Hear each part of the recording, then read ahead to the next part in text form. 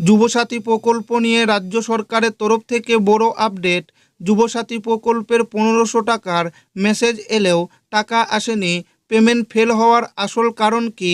আপনাদের মধ্যে অনেকেই যুবসাথী প্রকল্পের টাকা ঢোকার মেসেজ পাচ্ছেন, তবে অ্যাকাউন্ট চেক করলে আপনারা দেখতে পাচ্ছেন কোনো রকম টাকা আসেনি। এই টাকা না আসার কারণ কি?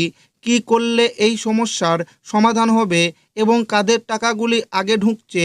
আপনার অ্যাকাউন্টে যদি টাকা না ঢুকে থাকে তো আপনার ব্যাংক অ্যাকাউন্টে টাকা কবে ঢুকবে এবং যুবসাথী প্রকল্পের স্ট্যাটাস আপনারা কিভাবে চেক করবেন, সমস্ত কিছু জানাবো আজকের এই ভিডিওটিতে এবং আপনাদেরকে প্রমাণ সমেত দেখাবো।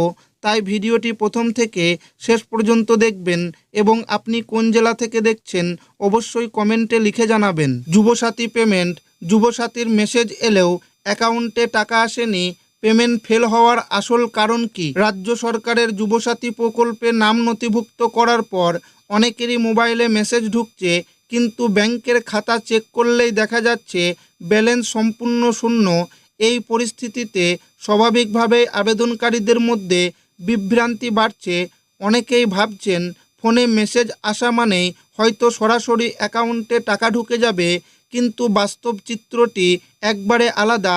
এই সমস্যার পিছনে বেশ কিছু প্রযুক্তিগত ও মানবিক ত্রুটি কাজ করছে। ট্রানজাকশন বা পেমেন্ট ফেল হওয়ার কী কারণ রয়েছে?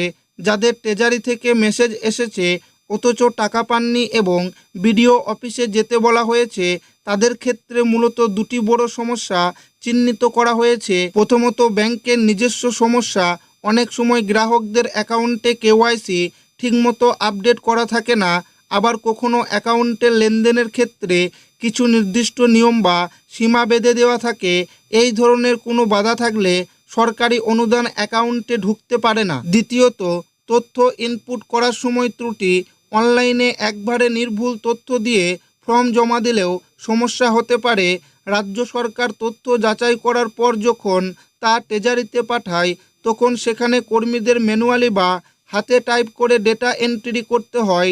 এই সময় ভুলবশত অন্য কারো অ্যাকাউন্ট নাম্বার বা কোনো ভুল সংখ্যা টাইপ হয়ে যাওয়ার প্রবল সম্ভাবনা থাকে। ফলে টাকা পাঠানোর সময় নামের সঙ্গে অ্যাকাউন্ট নাম্বার মেলে না এবং পেমেন্ট ফেল হয়ে তা ফিরে যায়। মেসেজ এলেও কেন টাকা জমার গ্যারান্টি নেই? আবেদনকারীদের কাছে সাধারণত দুই রকমভাবে বার্তা পাঠানো হয়।